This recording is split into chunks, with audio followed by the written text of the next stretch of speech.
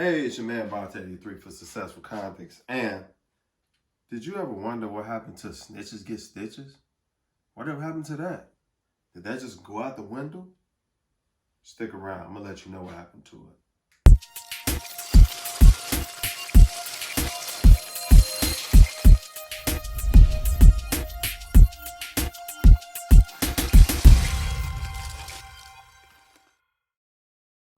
Hey, it's your man Bonta83.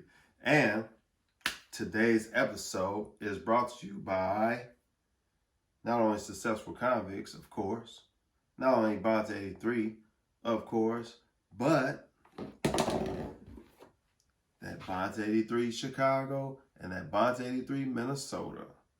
Air freshener on deck. Spray a little bit in your car. Shh. And you know it's wintertime now, so you know you got to cut the heat on, right? Defrost and all that. Hit it under the vent. Only like your floor right there at the bottom where the air blow out when you put it on vent so it's not blowing through the vents. Or you can sprinkle a little spray it right on a little cotton ball and stick it in your vent. I'm telling you, you'll be fresh to drive throughout the city, the country, or wherever you're driving through. Anyway, now today's episode is about snitches getting stitches. It just seemed like it don't happen no more because it's like now snitching is at an all-time high. But, you know, I've heard that saying years ago, snitching was at an all-time high. So, man, it just keeps going up and up and up. So what happened to the snitches get stitches? First of all, let's break down that saying. Snitches get stitches. That was simply implying that when you snitch on somebody, you was going to get your head buzzed down to the white meat. Or get stabbed or whatever. You was going to get pretty hurt pretty bad for snitching on somebody. And it was going to cause you to have stitches. So that saying became famous because back in the days, I mean, it still happens. But it was so prevalent that it was just like a known fact that if you run your mouth, because it's been snitches since the beginning of time. Let's go back to the Jesus story, right? Not to get off into religion, but as the story goes, Judas snitched on Jesus by telling the Romans where he was at, gave out his location and all that. So snitching has been going on since the beginning of time. But even during those times, it was looked down upon because the story is told like, it's not told like it's a good story. You know what I'm saying? So now in today's culture or today's times, it's almost like snitching is a thing to do. You know, yeah, you know, to the common person, you know, the average everyday citizen, it doesn't make sense to go down or go to prison or risk yourself getting in trouble for someone else. Is wrongdoing. But we're not talking about everyday citizenship. We're not talking about your average person. We are talking about the criminal element, basically. Not even in the criminal element, because usually when people are getting snitched on, it's about something that they weren't supposed to do. So let's just say in the realm of wrongdoing. That makes better sense because all wrongdoing is not necessarily a crime. Like, for instance, if you call your buddy's wife and let her know that he was out here messing around the street, that's snitching, but it's not a crime. Not breaking any society's laws. It's more of an integrity type of thing and a value type of thing. But snitching is snitching, and that's snitching. What brought this to my attention was, I don't know if you guys know my audience, but there's this guy out of Chicago named Jojo Capone. You can look him up. He's on YouTube. Act Like It ENT, I believe is his handle. But he spoke and he just mentioned it about MC8 which another person who I don't know if y'all know about, but it was talk about MC8 being an informant and testifying on a so-called kingpin from Chicago, a guy who got convicted and was said to have been a kingpin. And he supposedly got on the stand and testified on this guy. Now, just like most news in hip hop or whatever, goes in one ear and out the other, right? But this particular story caught my ear because when I was incarcerated, I heard the same thing. I heard that not only MC8 had testified on somebody, but he testified on this guy in particular, and that his name was all throughout his paperwork.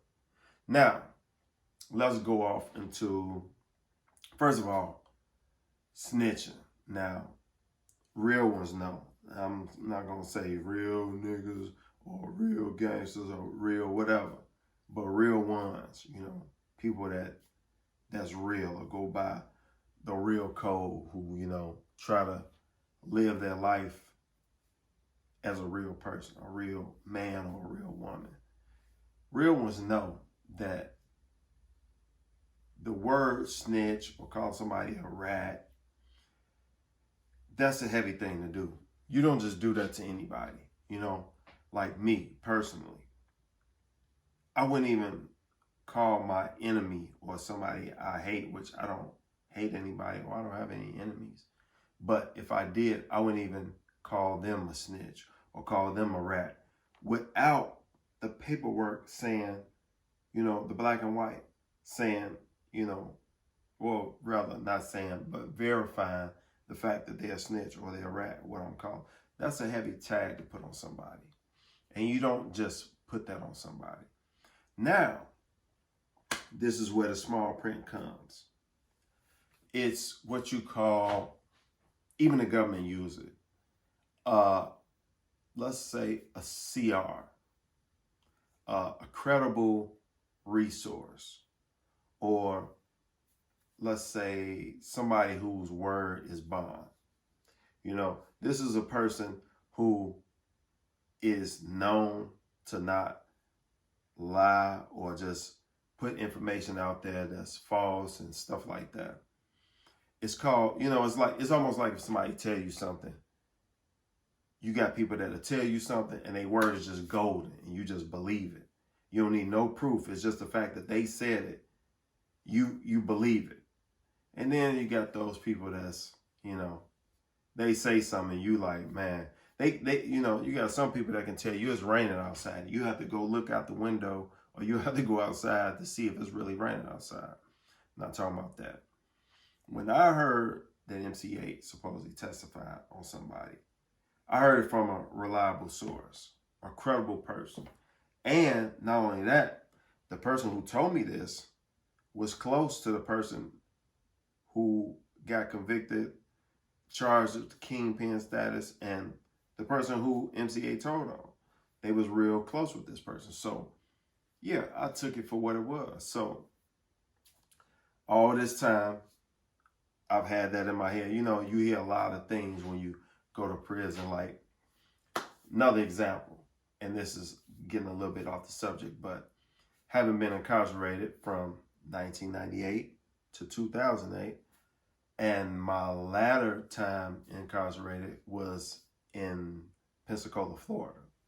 So being in Florida, you know, you're around Miami dudes, Pensacola dudes, St. Petersburg dudes, you know, Orlando dudes, all, you know, the Florida dudes. And then you got Mississippi dudes, you got, you know, New Orleans dudes, you know, you got that whole area over there. So being that as a man, I had been heard that the rapper Rick Ross was a CO, a correctional officer.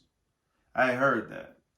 Then, you know, hey, that's his business, whatever, you know. I got out, and then maybe a year or so later, it was this big beef between him and 50 Cent, and 50 Cent was saying that he was a CO, he was a correctional officer. You know, A lot of people didn't believe it, but I'm like, man, I had heard that. You know, dudes in their joints was talking about that. You know, they just said, hey, he wasn't a bad CO. He was a cool CO, but he was a CO. Everybody knew that. You know, it wasn't even nothing to talk about. So that just goes to show how the information you receive in the prison, you know, you come out into the world, it's almost like prison is ahead of time. You know, it's kind of weird. But I had heard that MC8 had testified on somebody, and now it's coming out. So it drew my attention. Then for MC8 to say, you know, he kind of, to me, in my opinion, he got caught up in his words, you know, with saying, well, I testified, I did this, I did that. You know, everybody using the Lil' Kim example. Hey, you know, I don't care if you saw me, you know, no, I don't know that person, and no, I wasn't there, you know, whatever. It's called a perjury charge, went and did her time. Now look at her. You know, the only thing you can say bad about Lil' Kim is talking about her plastic surgeries. But that's a whole nother subject. But, man, MC8,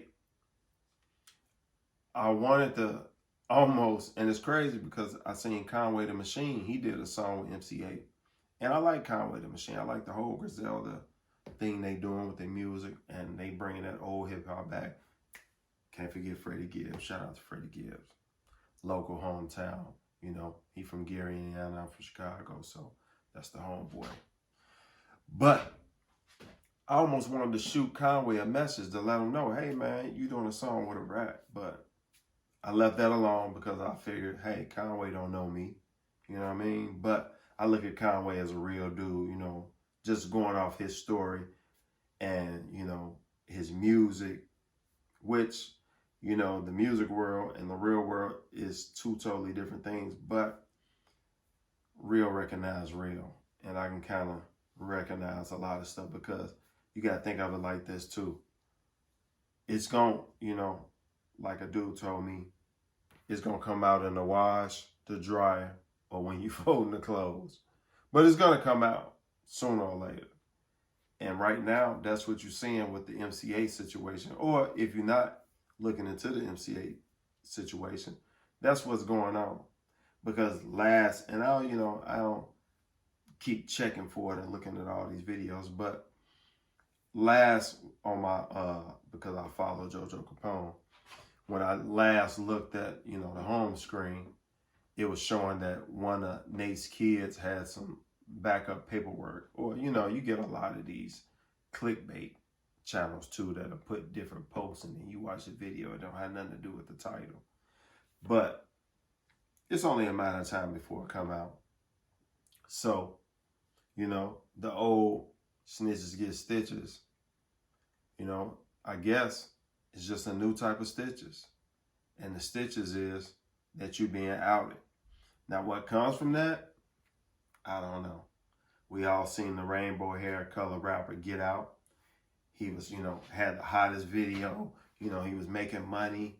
You know what I mean? He was, you know, walking around. He went to Chicago. He made mockery of some real certified dudes there. You know, he went to LA and he did all this type of stuff. But that gimmick seemed to have ran its course. You know, you don't too much hear about him so much more. His record sales ain't booming like it was, you know. And that's like a hand clap to people who start realizing, man, you can't keep supporting these snitches, man. Because think about it. Here's a person that partook in something, and I'm not just talking about the rainbow hair color guy. I'm talking about snitches, period. Because to me, it's a difference from being a citizen and being a snitch. And you can't be in the underworld and then jump to citizen mode. You can't do that. When you partake in certain stuff, it's just like if me and you drag racing and you get caught and you tell them where I am with my car.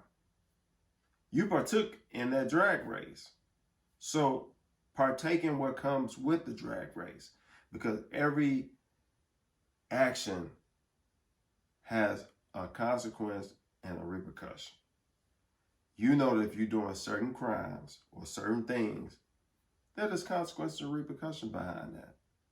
So don't partake into anything without not just knowing the benefits, but knowing the bad part of it too. You know what I mean? Don't eat a whole cake saying, yeah, it tastes good, but man, now look at my stomach. You know what I'm saying? It's consequences from eating that cake. You know, just like drinking a glass of water, it's consequences for drinking that water. You know, whether they're good consequences or bad consequences. You just got to know what's going to happen when I take this certain action. What's going to be the reaction or the consequence or repercussion behind it? You see what I'm saying? And once you pledge to take on that consequence, whether it be crime or whatever, cheating or whatever, man, be prepared to take what comes along with that. Don't snitch. And, you know, the president, Donald Trump, has this saying, make America great again. No. Make snitches get stitches again. I'm out.